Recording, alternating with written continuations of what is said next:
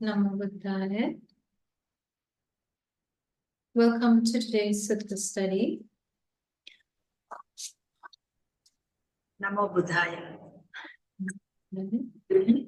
So today we're going to learn a sutta from the Majjhima Nikaya of the Pali Canon. So in this sutta, the Supreme Buddha teaches us something that is essential in order to attain Nibbana. Or even in order to be reborn in a good world, you need to know this and you need to practice this in order to attain anywhere higher. Okay, because our great teacher, the Supreme Buddha, teaches these beings in this world, they become impure, they become defiled when their mind is impure, when their mind is defiled. So how do beings become impure? When their mind becomes impure, when their mind becomes defiled. And the Supreme Buddha teaches, with a defiled mind, with an impure mind, that person will be reborn in a lower world. So with an impure mind, can a person be reborn in a higher world? No. A person who has an impure mind will be reborn in a lower world, like the ghost world, like the animal world, like the hell world, and the Titan world.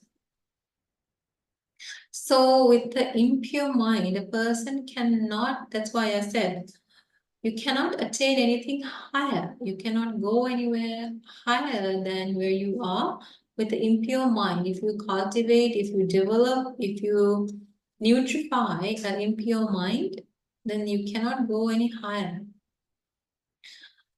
The Supreme Buddha teaches beings become purified in this world when their mind is purified. And a person with a purified mind is the one who can attain higher. That is the person who will be able to be reborn in a good world, like the divine world, and that such a person is the one who will be able to attain Nibbana also. Okay, so whether you go up or down, whether you go higher or lower, is determined by your own mind. Okay, so it's not determined by what others do, what others say. It's not determined by like that. It's determined by your mind. So you're the maker of your own rebirth. Okay. So if a person truly understands the importance of this, then that person should be scared of.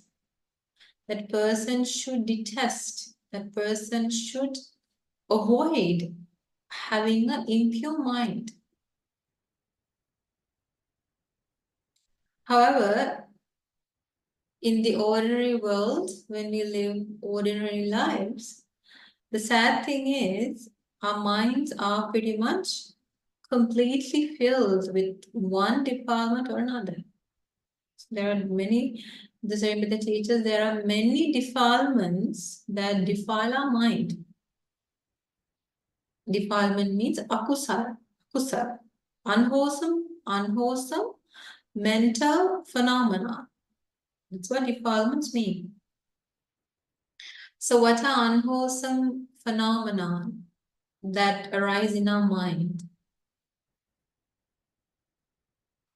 Anger, hatred, lust, jealousy, egoisticness,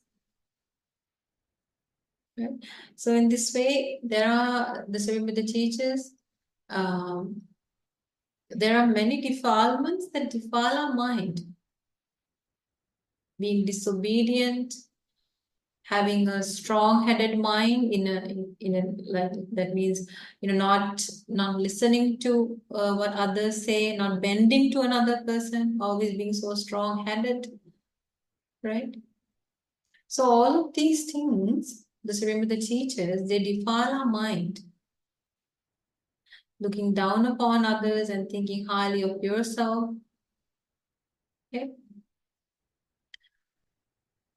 And if a person has these defilements in one's mind, can that person go any higher? No, they can't. So now you understand the reason why many people in this world upon death are reborn in a bad destination. Because people in this world, they don't focus on purifying one's mind. They don't focus on purifying one's mind, but they wish to attain higher. So those two are completely opposite. That can never happen. Okay? So if a person wants to purify the mind, then the Supreme Buddha teaches, then that person is the one who will be able to purify one's mind, and therefore that person is the one who will be able to attain higher levels, which is to be reborn in heavenly world, and one day attain Nibbana. Okay, so this sutta is a beautiful sutta where the Supreme Buddha teaches different ways of abandoning defilements. Okay, the name of this sutta is called Vitakka Santana Sutta, the removal of distracting thoughts. On this occasion, the Blessed One was living in Savatthi in Jeta's Grove in Anathapindika's park, and there the Supreme Buddha addressed the bhikkhus and the Supreme Buddha teaches.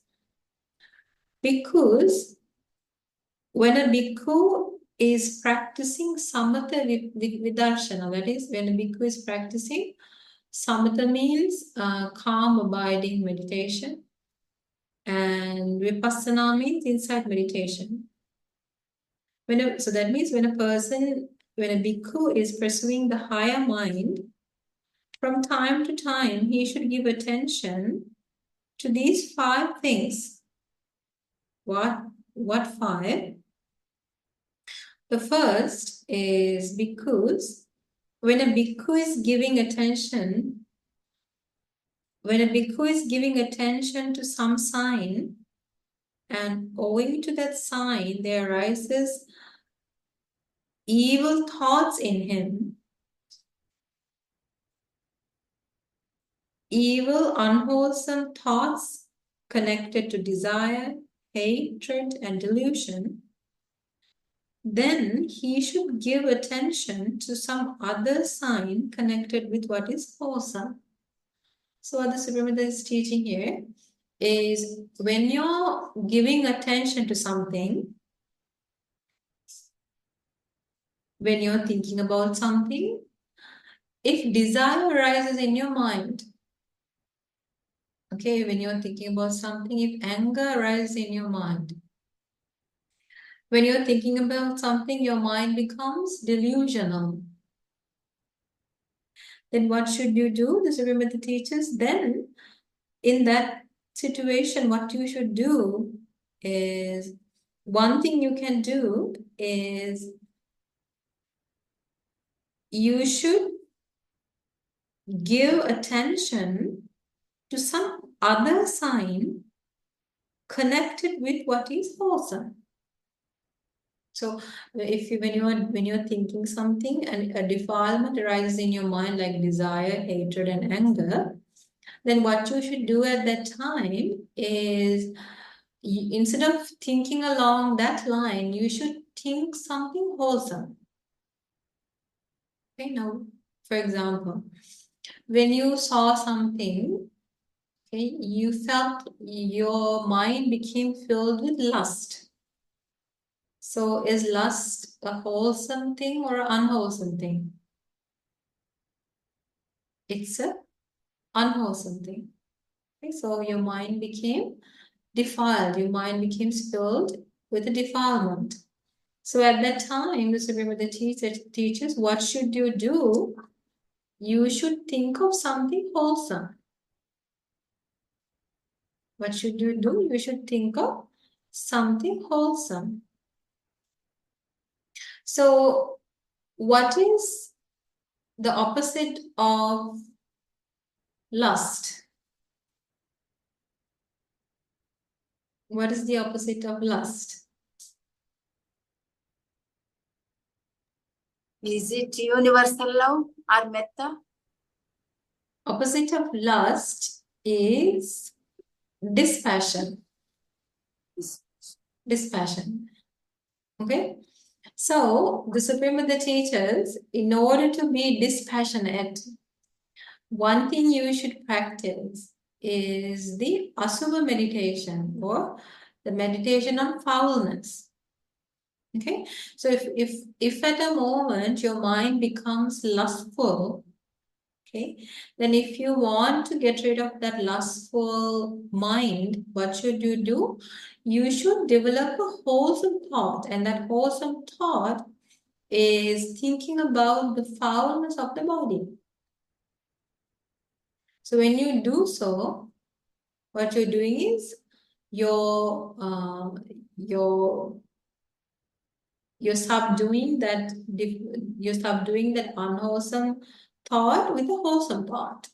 So when you do that, the Supreme teaches that unwholesome thought goes away. This is something that you can definitely try and experience yourself. Okay.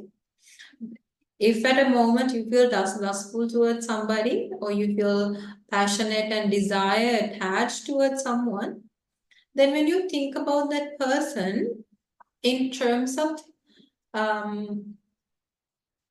the foulness on the body, then at that very moment you will realize that that passion or that desire, that lust goes away. Okay, so what is the foulness of the body? Think the Supreme Buddha teaches this body is filled, although it looks so nice and attractive from the outside, that beauty is only skin deep. If you actually look into inside the body, this body is filled with this body is filled with foul parts. There's blood inside, there's the heart, there's veins, there's muscles, there's bones, all of these things, what's inside of us, they are not very pleasant to look at. So the Supreme Buddha teaches, when you think about the reality of this body, so that is one of the meditations the Supreme Buddha teaches in the Satipatthana Sutta. Okay? So once a person thinks in this line, then that lust is lost. Lost meaning that lust is gotten rid of.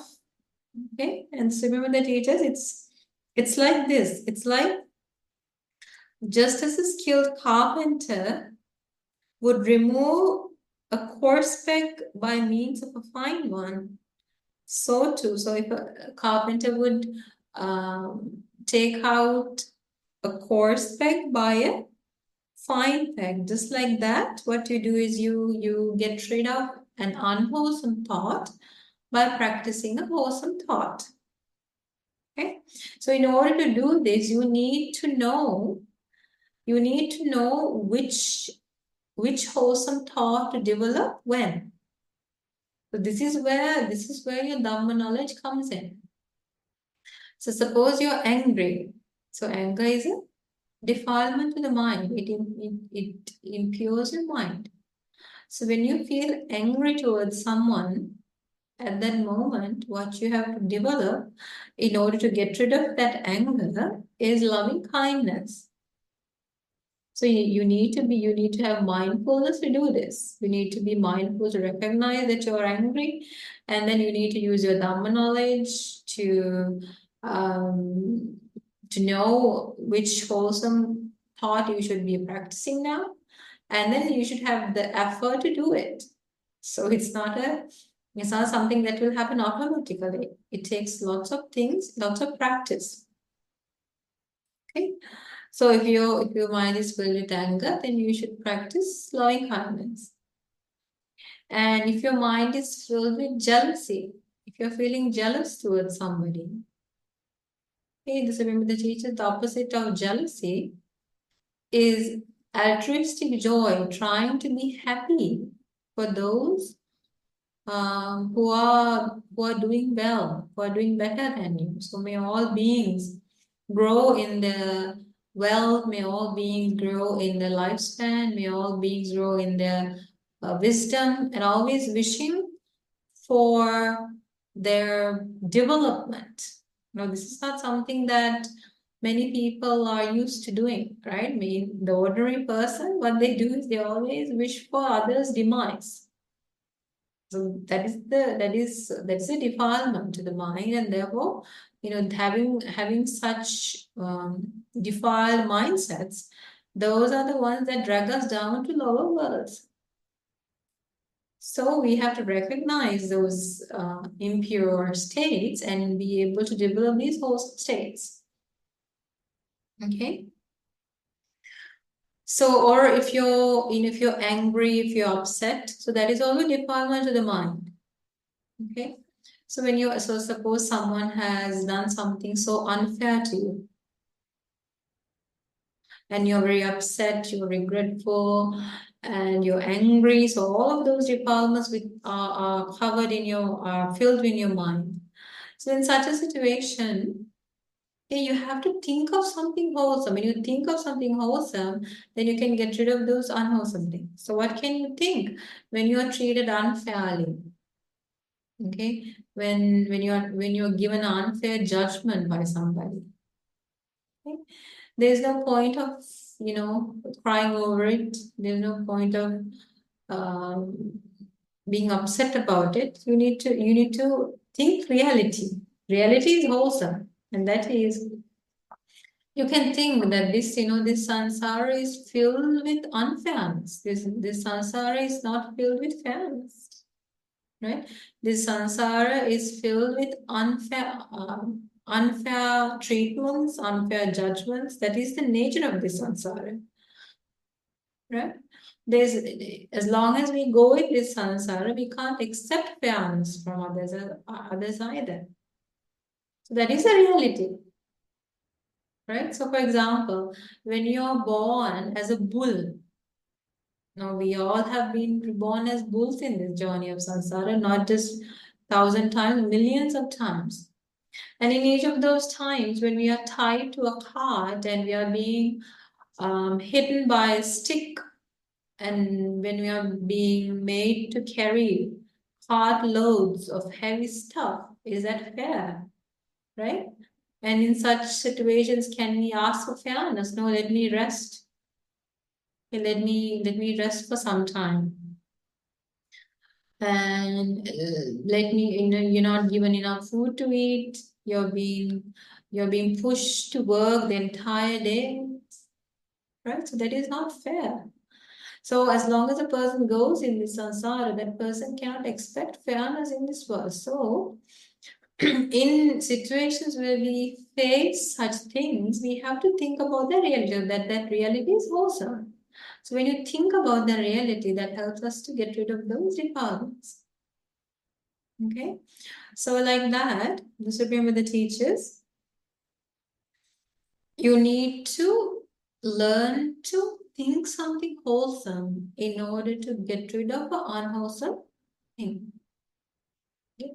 Another reason that people get angry in this world is we always expect the best from us. Sorry, we always expect the best from others. We always expect gratitude from others. We always expect others to behave the right way, right?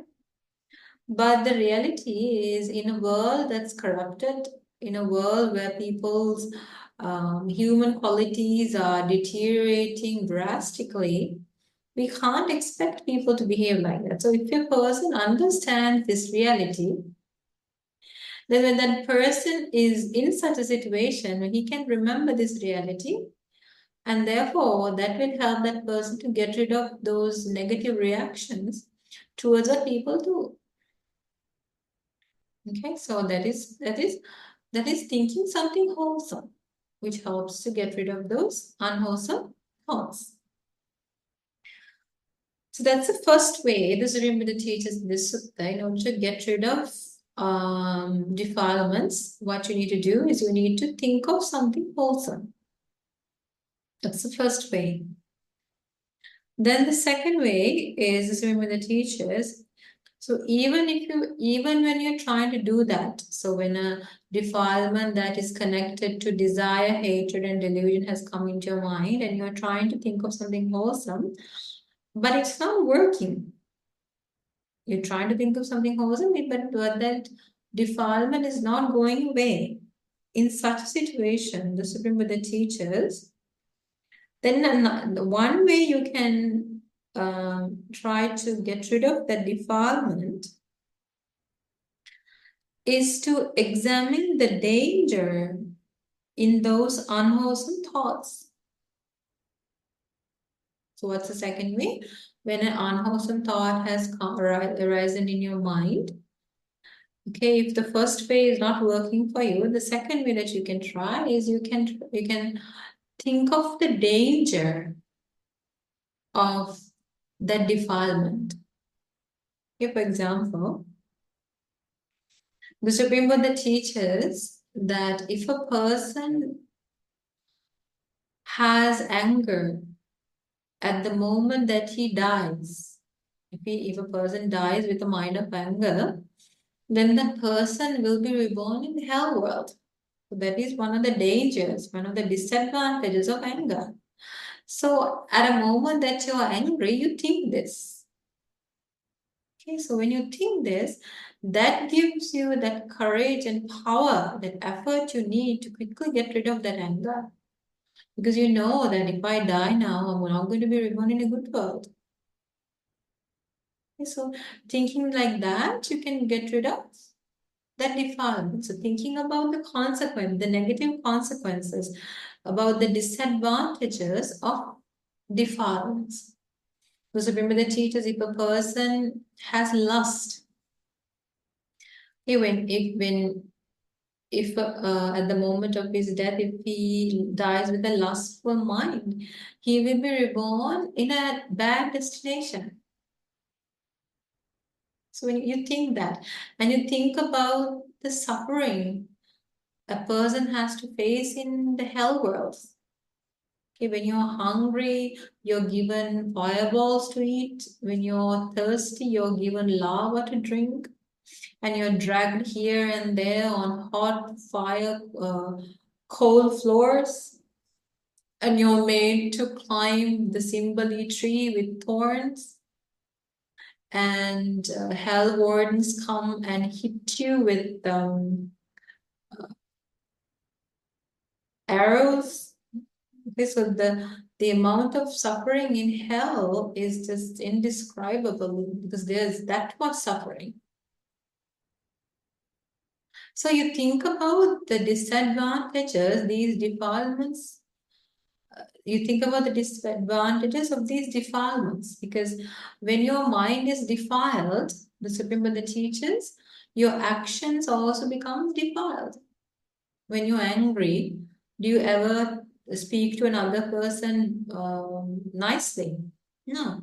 You speak to them you use harsh words, hurtful words, and because of anger, people kill. Because of anger, people steal, they engage in sexual misconduct, they lie, right? They go drinking because of anger, right? So anger makes you do bad things, and those bad actions are going to lead you directly to bad worlds. So you think about these consequences of these defilements, and so remember the teachers, then you are able, when you think about it, then you are able to get rid of those defilements. For example, if your mind is filled with lust and if you can't get rid of it, you can quickly remember the story of Arahanteri Isidasi. Arahanteri Isidasi, in this present life, after she was married, she was completely unloved by her husband. Okay, and the first marriage failed, and the second marriage failed. Okay, and the third marriage, she was given to a beggar on the street. And even the beggar, after some time, she left her. He left her. And she became very disappointed in life, and at the end she became ordained. And she became an arahant. And after becoming an arahant, she looked back to see the reason, to look at the reason why she was suffering so much, why her marriage failed so um, unexpectedly without her doing anything wrong. And when she looked back, she realized 7 lives back, because of lust. 7 lives back, she was born as a goldsmith who was very handsome. And because he was so handsome, many girls came after him, and he gave into his lustful feelings and he engaged in sexual misconduct. And from that life after, he was reborn in the hell world, suffered for a long time. And after that, for many lives, he was born in the animal realm, as a monkey, as a bull. And in each of those lives, when he was born, in his youth, his private parts were destroyed, and he died because of that. Okay, and from that life onwards, even when she comes to the human world, she's born as a hermaphrodite, neither a man nor a woman. Okay, and in the other life, she was born as a slave girl who was forcefully given to a man, and in that life also, in that marriage also, she because they had multiple wives during that time, she was jealous of another wife, and she did many bad things to make her husband feel displeased about the good wife. And so all of those karma got together, and she suffered through, and in this life she had an unsuccessful marriage. Okay, so when your mind becomes filled with lust, and if you want to get rid of it, then you can think about these realities, and that will help you. So those are when you think about it, it reveals to you the disadvantages of lust. When you think about the disadvantages, if you have wisdom, then you will be able to quickly get rid of these defilements. Okay, so to do this, you need a good Dhamma knowledge. So that's why you need to read lots of Dhamma, listen to lots of Dhamma, and have a good, strong, powerful Dhamma knowledge in order to do this. Okay? So that is the second way. The second way that you can remember the teachers in order to get rid of lust, in order to get rid of defilements. Okay? And so remember the teachers, a simile, and that is, so remember the teacher, it's like this. Okay? Just as a man or a woman, young, youthful, and fond of being beautiful, would be horrified and humiliated and disgusted if the carcass of a snake or a dog were hung around his or her neck. So too, so if a person wants to be beautiful all the time, and if a carcass of a snake or a dog or a human would be tied around that person's neck, he would feel disgusted, right? He would feel disgusting and would try to quickly get rid of it. In the same way, when your mind is filled with defilements, if you think about the disadvantages of those defilements, then you're able to quickly get rid of those defilements. Okay? So that is the second way. And another thing you can think of when you have defilements in your mind is about the bad karma that you accumulate when you nourish these defilements in your mind. For example, if you're angry and if you yell at people, if you say harsh words, it just takes a few seconds to say harsh words, but those harsh words are the results of those harsh words are going to come after you for thousands of lives sometimes. It's another thing that you can think of, especially if you use a word on a good person, a person who's virtuous, a person who lives a pure life. If you say a bad thing about that person, okay, that due to anger, right? So that karma is going to come after you and you'll have to suffer for a long, long time. So that's another thing that you can think of. The dangerous sides of nutrifying these defilements in your mind. Okay? And then there's the teachers, the third way that you can practice in order to get rid of defilements is when there's an evil thought that's connected to desire, hatred, or delusion, then you should try to forget those thoughts and should not give attention to them. That is the third way. So if you have a mind of anger, if you have a mind of lust, or if you have some sort of impure, unwholesome mental thought in your mind, then this will be the teachers. If the first way is not working for you, if the second way is not working, you just don't think about it. For example, okay, if somebody blamed you in the morning, okay, so when you think about that blame, what happens is anger arises in you. Okay, but the nature of this mind will automatically come and remind you, he blamed you, he blamed you, he blamed you, he blamed you, will continuously make you remind you. So what you need to do is you need to make sure that you don't think about it, that you forget it, or you give no attention to it. So you can pay your attention to something else. You can keep yourself distracted. You can keep yourself focused on something else. Make your mind occupied with other things. So then you don't remember that, and that will help you to get rid of that unwholesome thought. Okay, so that is the third way. But that takes a lot of wisdom and effort not to think about it, because the nature of this mind is that the mind itself will remind you very, very easily. So you have to make a great effort to subdue it and forget it and keep your mind focused on something else. And with time, you'll be able to completely forget that and let go of that. Okay, and so remember that it's a simile for us to understand it even more clearly, and that is, suppose a man with good eyes who does not want to see something, what he does is he instead of looking at it, he closes his eyes or he looks away.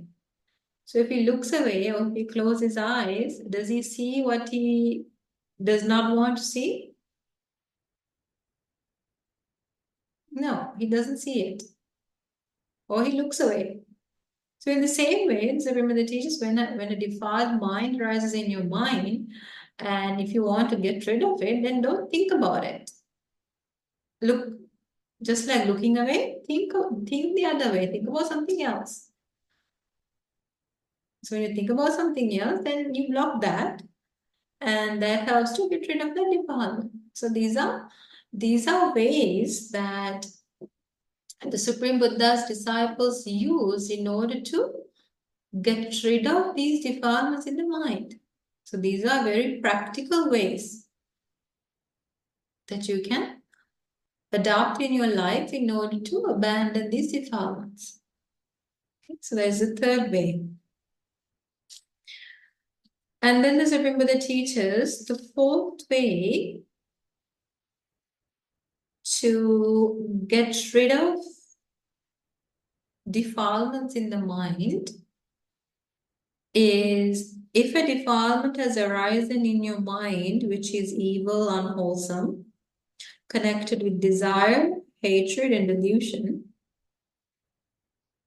and if none of those ways are working, so the first one is thinking of something wholesome is not working for you, and thinking of the consequences or disadvantages of it is not working for you, and if not thinking about it is also not working for you, then the Supreme Buddha teaches the fourth way that you can try is you can investigate and you can try to think and analyze about how this defilement arose in your mind.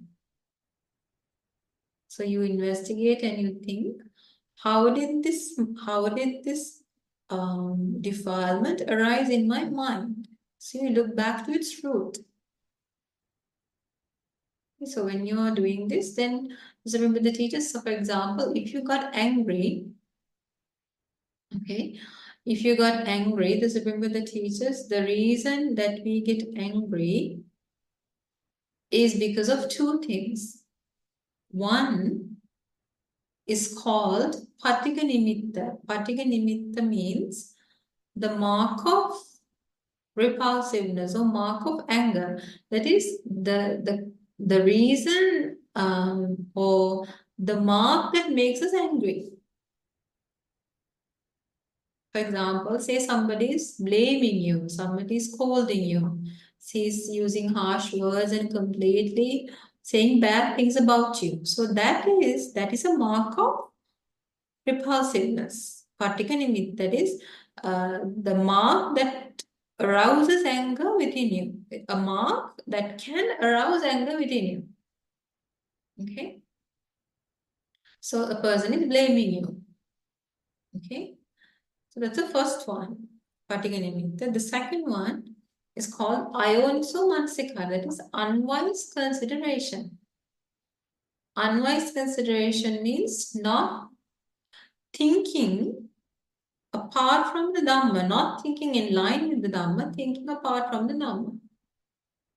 Okay, so thinking apart from the Dhamma means always thinking self-centeredly.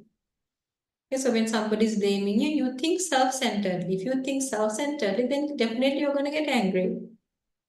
You think when somebody is saying bad things to you, harsh things to you, then you think he's always like this. He always blames me for everything I do. He always wants things his way. He never gives me a chance. So things like that. So all these things are self-centered thinking. Okay, he never understands me. He never understands me. Thinking like that. So that is not thinking in line with the Dhamma. Okay. However, if when a person is blaming you, you think in line with the Dhamma. So that is your thinking Dhamma. One way you can think is thinking compassionately. If somebody is blaming you, somebody is accusing you, you think openly. You think, okay, maybe he is blaming like that because he's stressed. So when you think like that, you get angry. No, you feel much more you're more understanding about that person. Or you think he's probably blaming me because um he's blaming me, but what those words that he's saying, they're impermanent. They're not going to hit me, they're not going to be there the next moment. All of these words are impermanent. Right? Those words that he says, you only hear it for a moment, and the next moment you don't hear it. But what we do is we take those words, we store it in our mind, and we continuously think it again and again and again and again. But in reality, those words were there only for a moment. The next moment it's not there. So if a person thinks of impermanence, then that person can let go quickly. Right? So so those are just some simple examples. So even if patika nimitta is there, if a person does not engage in wise consideration, unwise consideration, that person does not get angry. So when you have a defilement in your mind, if you look into the cause, what is the reason for this? If you look into the cause of it, then the Supreme Buddha teaches, then you are able to get rid of it. So once you realize the cause, then you can get rid of the cause. Right? So the Supreme Buddha teaches, that's like this. Okay, when a man is walking fast, he asks himself, why am I walking so fast? So he starts to walk slowly. Then when he's walking slowly, he asks himself, why am I walking slowly? Why don't I stop? So he stops. And then when he is stopped, he asks himself, why am I standing? And then he sits down. Okay, so in this way, you investigate the causes, and when you investigate the causes, you can go back to the root. Okay, and when you find out the root of the problem, then you can get rid of it. Okay, so this is remember the teachers. That is the fourth way that you can practice in order to get rid of defilements. Okay, so far we talked about 4 ways of getting rid of defilements. The first one is when you have a defilement in your mind connected with desire, hatred, and delusion, what you can do is you can think of something wholesome. And when you think of something wholesome, you can get rid of that unwholesome thought. It's the first one.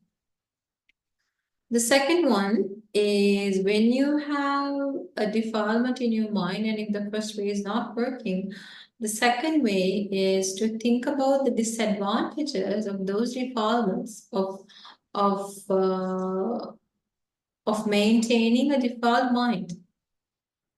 Okay, so when you think about the consequences and the disadvantages of it, then you can get rid of it. Second way.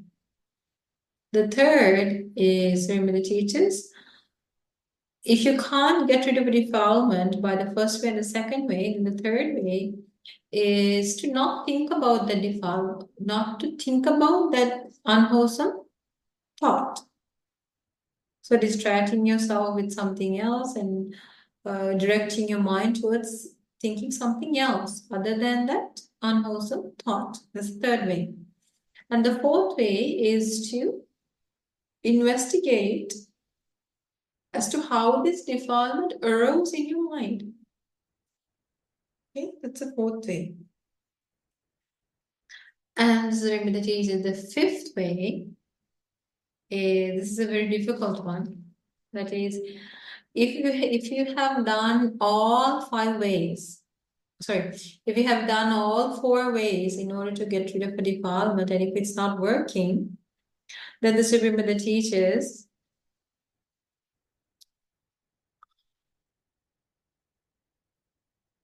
with his teeth clenched and his tongue pressed against the roof of his mouth, he should beat down, constrain, and crush the unwholesome mind with a wholesome mind. So what is the fifth way? If you have tried all 4 ways, and if it's not working, if you are not able to get rid of the defilements, then the Supreme Buddha teaches you should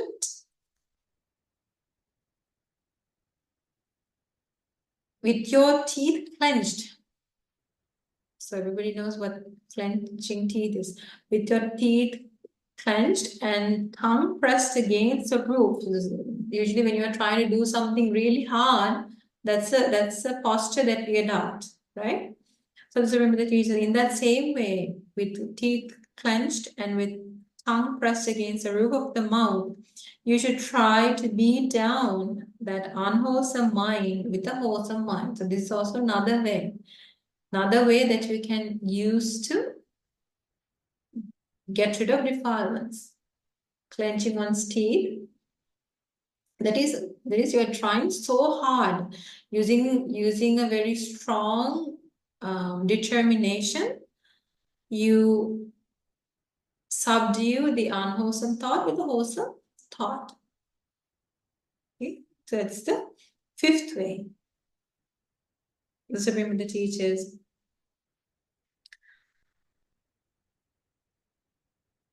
If a person is able to adopt these 5 ways in order to abandon defilements, then that bhikkhu is called a master of the courses of thought. If a person can use these 5 ways to abandon defilements, then that person is called a master of the courses of thought. So that means he is able to control his mind completely. He's able to get rid of all defilements and develop wholesome things. He's completely in control of his mind.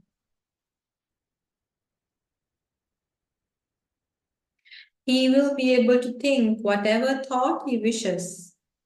And he will be able to not think any thought that he does not wish to, because he is that much in control of his own mind. Such a person has completely severed craving. He has completely gotten rid of all fetters and complete veneration.